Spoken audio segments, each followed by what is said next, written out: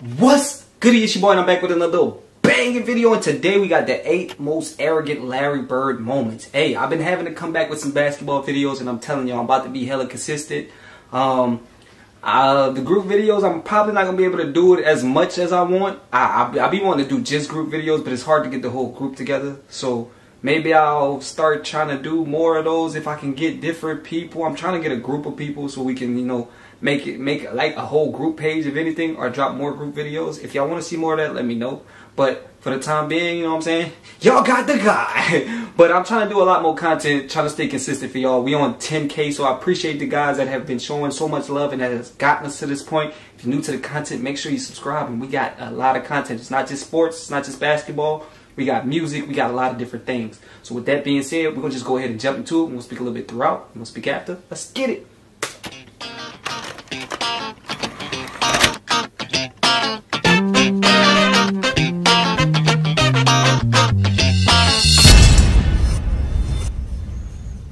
Shouts out to BTM. Hey, what's up, you guys? Welcome back to the show. I'm Sean David, and as always, thanks for tuning in. If you talk to NBA legends about the best trash talkers who ever played in the NBA, you can be pretty certain that Larry Bird's name gets mentioned quite a few times. The crazy thing was, that guy was not only super confident, but sometimes even arrogant. But he could always back it up, which made it even more special. That's why I'm a big fan of Larry Bird. Right? So in this video, I want to feature some of the craziest and most arrogant trash talk stories of Larry Bird, some of my personal favorites. But before we start with this video, if you like the video, don't forget to hit that subscribe button, and I would say let's start right away.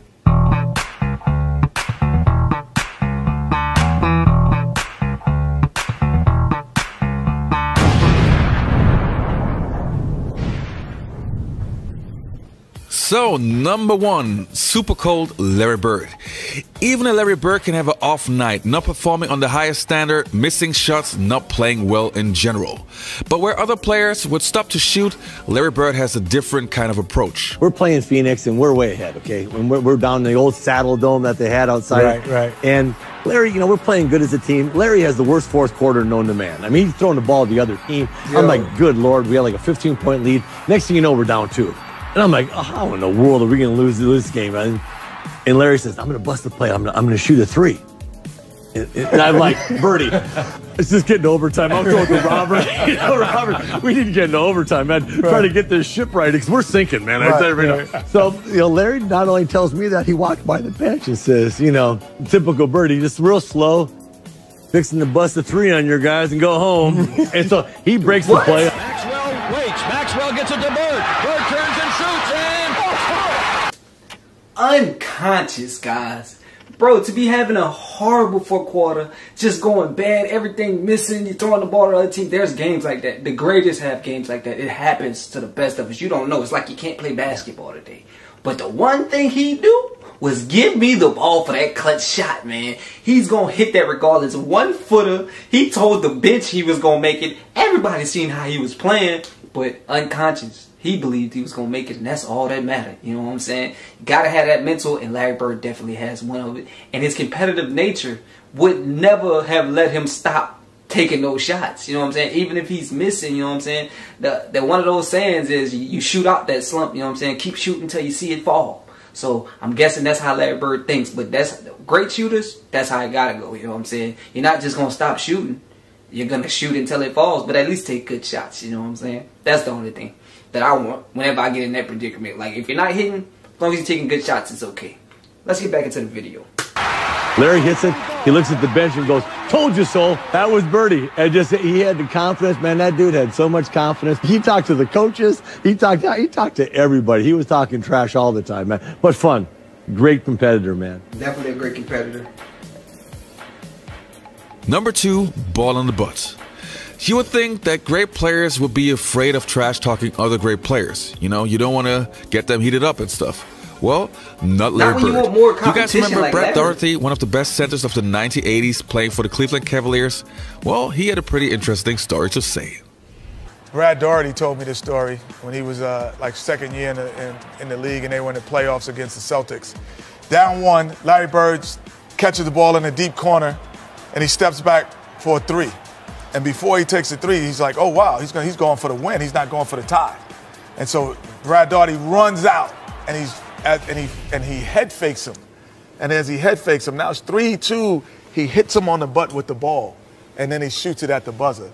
And the confidence that hit him on the butt as he flew by him, trying to. First of all, let me stop it. What's up with Kenny hair? Is this serious right now? What I have never seen him even have hair. Why does he have like a box with a fade? Oh, that has nothing to do with the video. What? Bro. What? No, shut up. How? Bro, I would be concentrating on this shot. He up fakes him, slaps him on the butt. You got like 2 seconds to get back to the form and shoot it. The confidence. They was talking about it at the beginning of the video. The coach that was talking, I'm not sure what his name was. I know y'all gonna let me know in the comments. You know what I'm saying? He was explaining that to Chris Bosh and all the rest of the players. But the confidence, bro. You know what type of confidence you gotta have to do some shit like that? You know what I'm saying? Okay, you already pump faked him. You look back at him. You hit him on the butt like, hey, good try. And then bang, bro. Like, savage. Super arrogant. That is one of the most arrogant moments that I've heard, and this is the first time I've heard about that one. So I do appreciate getting the new ones, because I did notice a lot of these videos are like repetitive with the great moments and things like that. So I do try to find the ones that have different moments we haven't heard about before. So this is great insight. Let's jump back into it. Block a shot. I'm like, there's no more confidence. Number 3, who comes in second? I guess that has to be one of the most iconic Larry Bird stories. But with other stories where you just have one witness, with that one, many people were present and many people say the same thing. So crazy story. You guys listen up. Let's check the clip. The All-Star game is in Dallas, the first three-point contest. And he just starts looking at guys, doesn't say a word, and people are getting kind of nervous. And then he finally speaks and says, I'm just looking to see who's going to finish second. Savage. Some pure trash talking and just general bravado. And the theatrics of it all was made for Larry. But not only did he say that, and Larry would back up his boast by not only winning the contest, but blowing away the competition with a phenomenal shooting display. This was facts.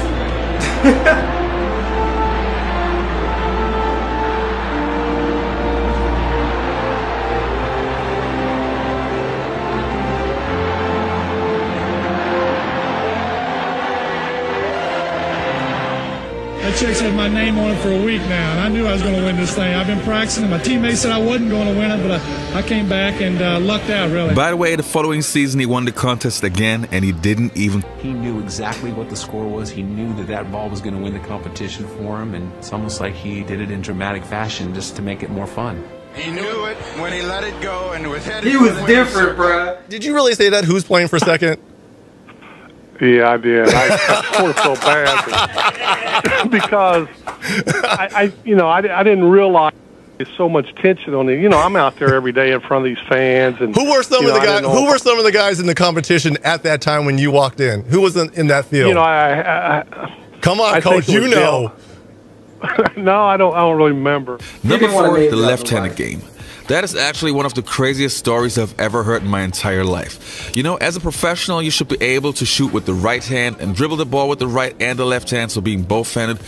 But Larry Bird took that theory to a different level.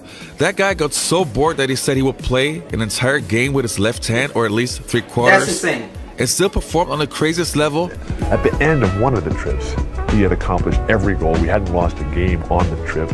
And Larry told all of us players, and the media too, we were all standing around waiting to leave. He said, tomorrow night's the last game of the trip. I'm going to play this one left-handed at least through 3/4. What?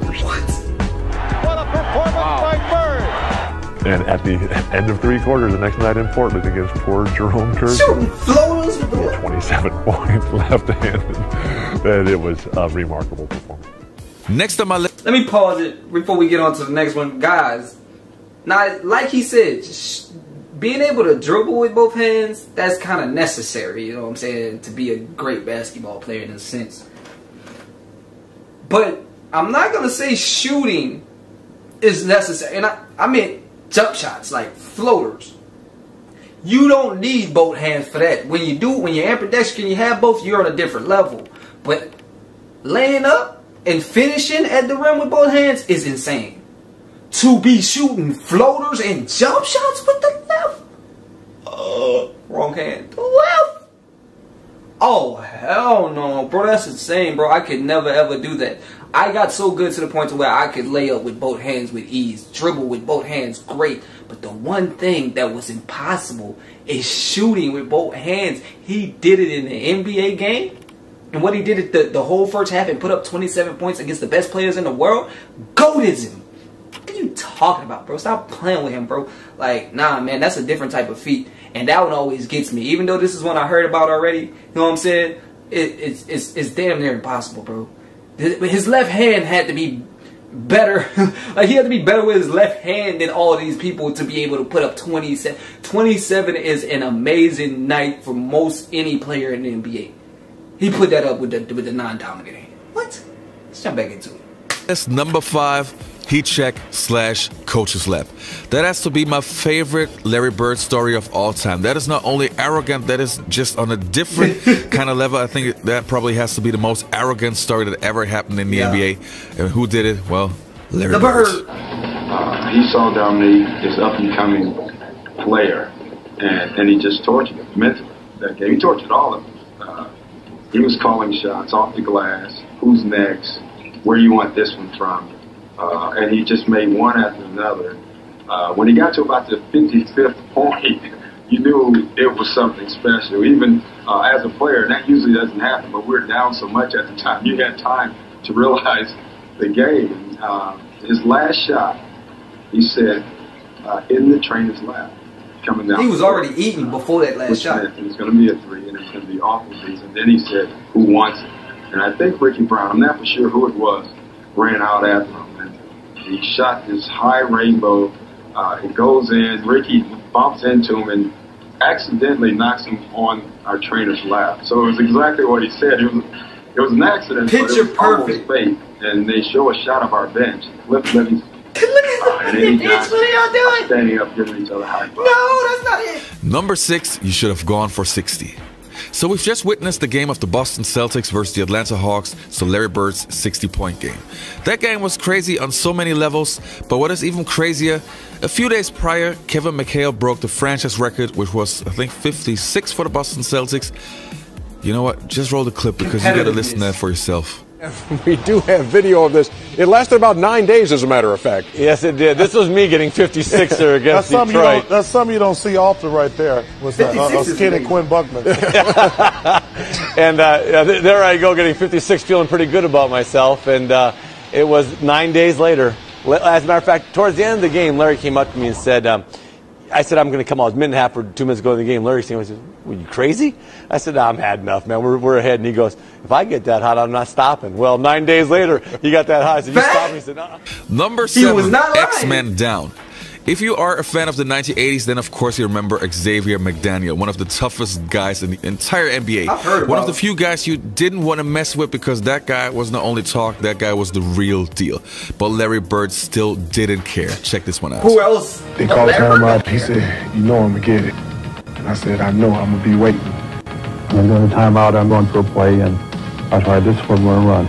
All right, then as you get the ball, you go over here and pass to Kevin, then you go to the corner, and Robert, you come over. Then about that time, Larry steps in and says, Coach, why don't you just give me the ball and tell everybody to get out of the way? Well, after the timeout, we walk back on the court. Hey, get me Larry's going down to his position, so he tells Xavier, I'm getting the ball.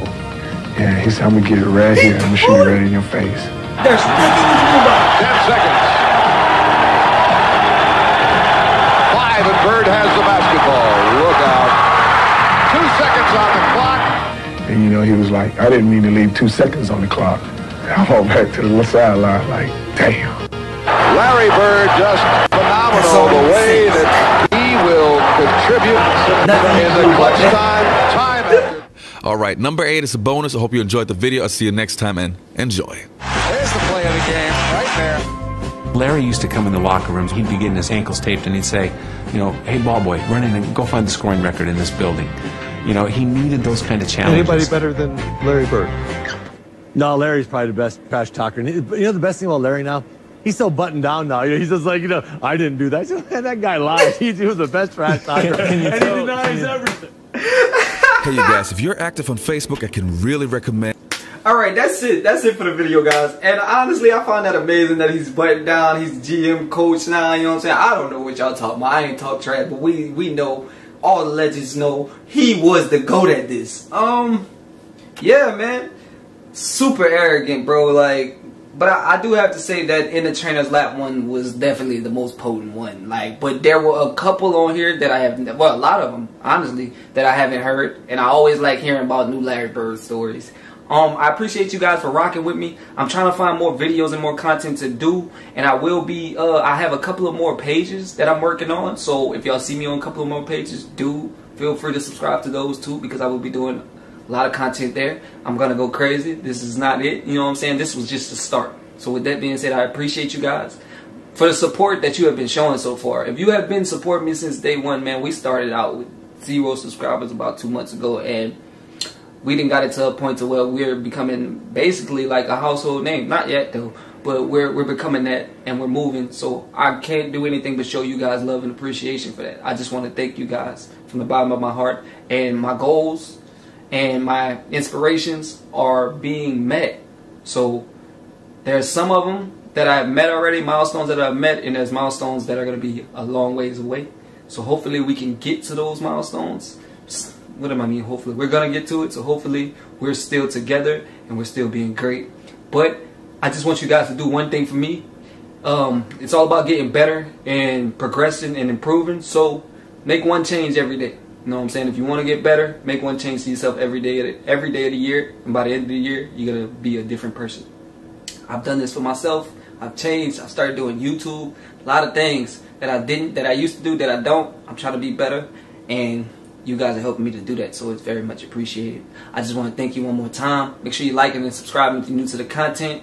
Other than that, I hope you know what it is. And I'm out, you dig.